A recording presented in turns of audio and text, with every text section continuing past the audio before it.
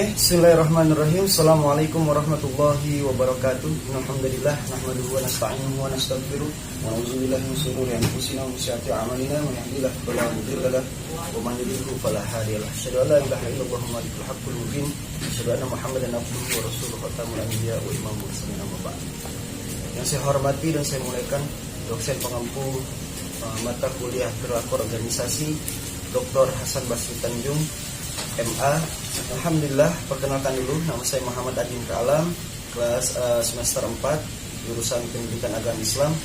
Pada kesempatan kali ini saya akan membahas tentang problematika yang ada di suatu lembaga pendidikan. Seorang guru sering melakukan kesalahan-kesalahan. Seperti apa contohnya? Seperti misalkan datangnya terlambat dan pulangnya lebih awal, padahal yang pembelajaran itu masih tetap berlangsung, akan tetapi dia memilih untuk pulang karena alasan, begitu banyak alasan. Nah, yang kedua, problem masalah yang kedua yaitu seringkali kita melihat sering guru-guru itu menyepelekan, ada yang menyepelekan tentang administrasi. Contohnya seperti administrasi pembuatan program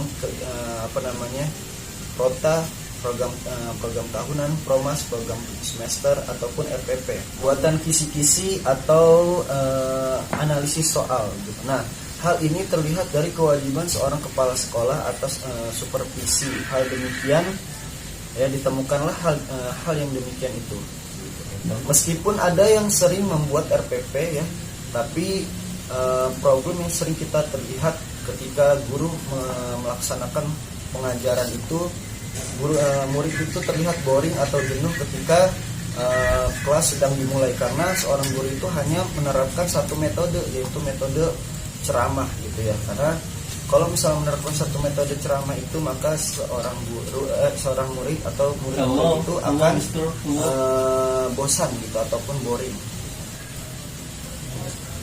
Nah, teman-teman semua, dari tiga masalah yang saya angkat tadi, keterlambatan guru, terus menyepelekan administrasi sekolah, dan yang ketiga itu menerapkan metode, hanya satu metode, yaitu metode penceramah. Adapun penyelesaian masalah yang pertama yaitu keterlambatan hadir dan pulang bukan pada waktunya, begitu.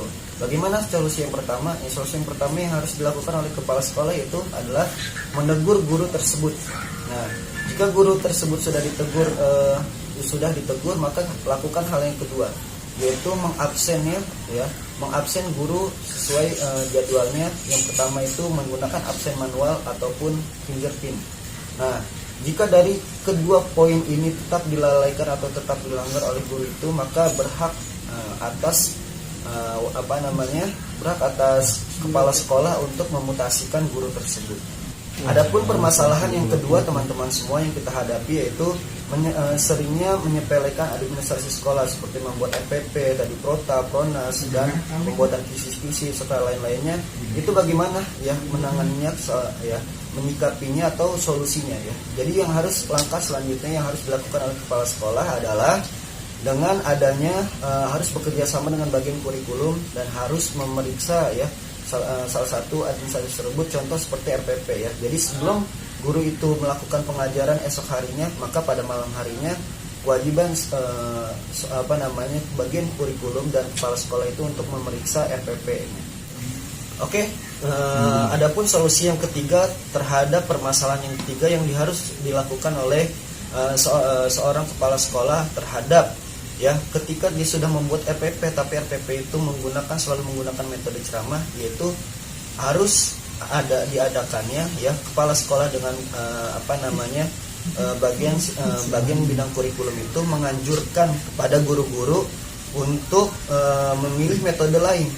Contohnya seperti metode diskusi dan lain-lain sebagainya. Nah, dengan konsekuensinya itu kepala sekolah harus menyiapkan fasilitas-fasilitas penunjangnya seperti laboratorium, lab IPA, lab komputer, serta internet yang memadai.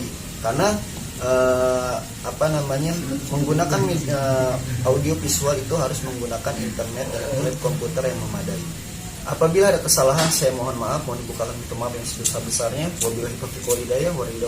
Assalamualaikum warahmatullahi wabarakatuh.